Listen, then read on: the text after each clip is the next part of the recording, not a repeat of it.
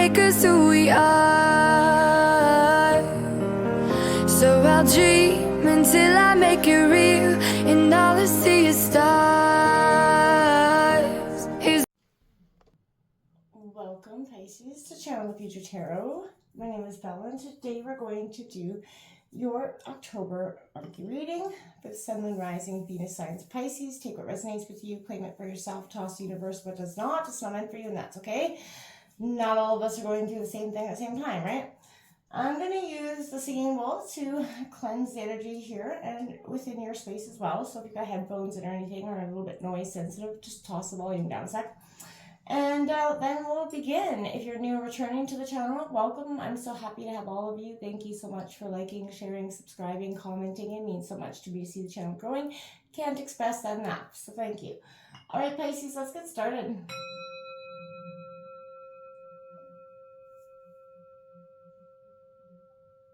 Peace, love, health, and wealth for you, Pisces.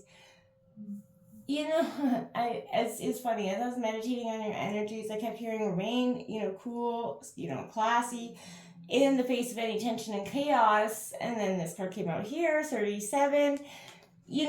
Rise above it all. It's not yours to carry. You're an empath.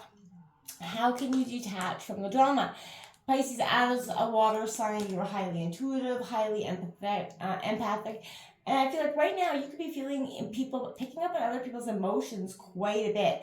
It can even happen with the energy exchange on a door handle, you know what I mean? And throughout the day, picking up on so many energies, it can feel like it bogs you down. So make sure you're doing a cleanse of your energy, give a smudge or something. Take a cool shower to clean those energies off of you.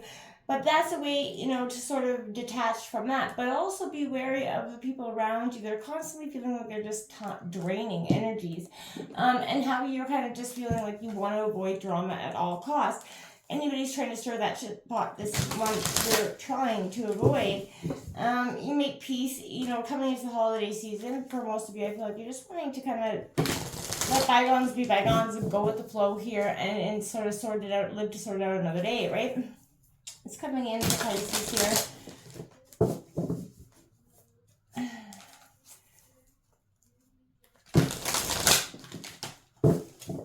Disconnecting from the people around you. I feel like around you, it could be a support system, other people, friends, family. It could be, almost disconnecting from anybody that doesn't have the same point of view as you. That can be good and bad, right? Let's take a look at what's coming out. You got the Four of Swords, Gemini, Libra, Aquarius coming out. I feel like trying to get restful slumber.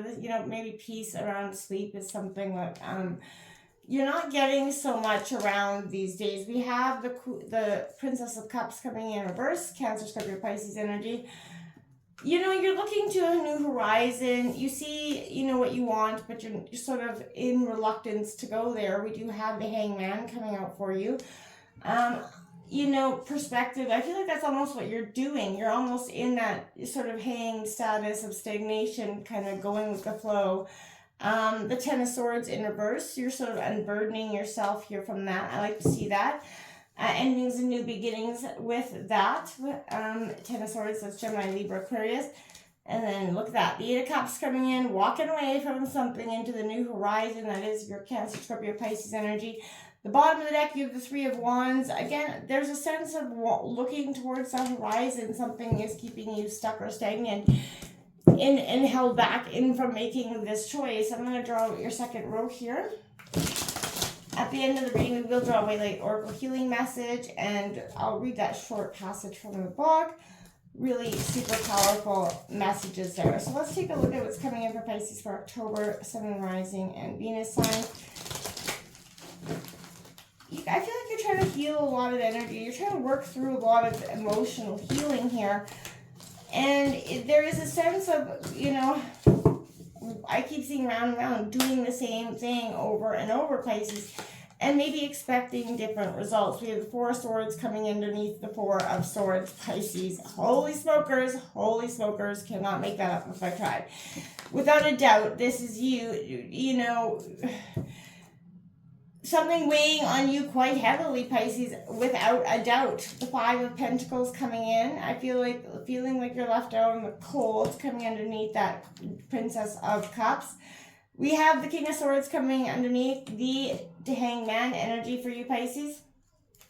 It's Gemini, Libra, Aquarius. That Ace of Wands coming underneath the 10 of Swords, Aries, Leo, Sag.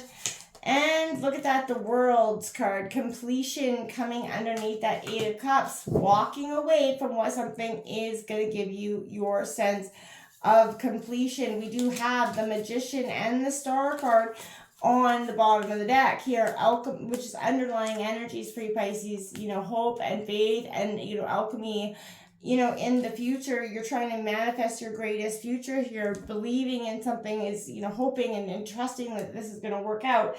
The trust, the ending that you're walking away from, you know, what this 8 of Cups moment for you is leading you to the world, which is a beautiful energy. Without a doubt, what you need to do is sort of come to this energy where you understand that you're done being left in the cold. You're done feeling like you don't have that energy of partnership, whether this is job or relationship. You're done. There's like an energy of real disconnection here. The 4 of Swords is burnout energy. It is mental overload, right? A need to recuperate, you know, a deep rest after that strife energy. So a very clear message is time to tune out the other noise and retreat into that inner, you know, sanctum. But I feel like you're being asked to examine your balance between, you know, going with the flow and, you know, taking on too much at the same time. You know, the inner and the outer, the heart and the mind is definitely needing balance. And I feel like right now your heart and mind are definitely not, they're feeling out of sync within yourself. There is a great wisdom with it, knowing when to act and when to rest, and when, you know, to just kind of gather how you the strength to kind of fight another day in a sense. But there is a you know, a sense of, you know, physical, you know, emotional, spiritual depletion that's happening here. And, you know, what methods are you kind of doing right now to sort of get your energy back is going to be very important. You have to honor yourself and allow yourself to sort of slow down so that these answers that you're seeking can become more aware to you in, you know, in this time of transition. But it's not going to happen with you trying to, you know, sort of push through it, right? There's, you know, and sense of immaturity. This could be yours or somebody else's, but there's broken dreams here, you know, childhood issues. I feel like a sense of dramatic energy coming in, but this is, you know, looking at what the purity is, that you can't sort of remain naive and, you know, idealistic in one ways about some situation. You know, you have to look at it through, you know, what you're able to trust, what you're able to, and how you're able to dream here. I feel like you're trying to keep everything intact with this energy, and there's things falling apart. And it's kind of living from a place of circumstances, but also, you know, trying to hope and manifest something that's really clearly not wanted in both energies here. This is, you kind of, like, I feel like this is where you sort of feel that sort of mental break here, that need to go into this hangman mode where you're suspending your old beliefs, you're surrendering, you're breaking patterns, you know, there is a sense of real spiritual growth here, but it signifies, you know, a sense of suspension. You're trying to get, you know, work yourself through, you know, suspending judgments, preconceived notions, you know what I mean? And you're trying to understand how you really feel in this situation. You understand what the best course of action to take is. There's a lot of frustration building here. I can just feel it. You know, you've sacrificed your physical comfort for this energy. You've sacrificed your emotional comfort for this energy. And I feel like it's got you really breaking down. You know, if you're judging anybody else, you're kind of imprisoning yourself, as in imprisoning your own soul as well. But this is looking at what is truly going to make you have that inner peace and that sense of happiness. Try to retreat, do through meditation. But you can, you know, widen your perspective of just taking that time away to sort of sit and reflect on what's really totally going on in your mind and heart. This 10 of Swords is that survival in reverse, is escaping ruin, learning from those past hardships, learning from the past mistakes made in some dynamic here.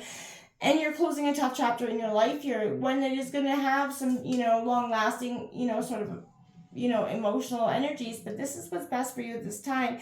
You're being seen, you know, because you put a lot of nurturing into this energy. You put it all into this energy, and at the end of the day, you're still feeling like it is not worth it. It's not good enough for you anymore.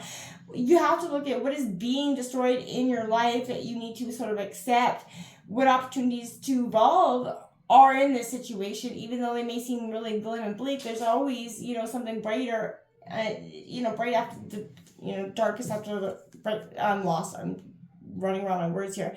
This Eight of Cups is sort of what I'm saying. This is looking towards that horizon. It's always bright, going towards that brightest after the darkest moment, right? And, this is what you're leaving behind, the darkest moments here. You have to accept what is lost. There's still some energy of, accepting there still is opportunity here for you to, work through this. This Four of Swords moment is really asking you just, reflect into sleep. Your sleep and slumber is being sort of adjusted. You're not getting the rest that you need. There's a lot of worry here that's keeping you up, a lot of anxiety, emotional distress that's caused here, and it is feeling like you're left out in the cold, like you're not, and you're not enough for something that you're putting your all into. And it could be wrong money as well, like you feel like you're just sort of, there for financial purposes in some situations.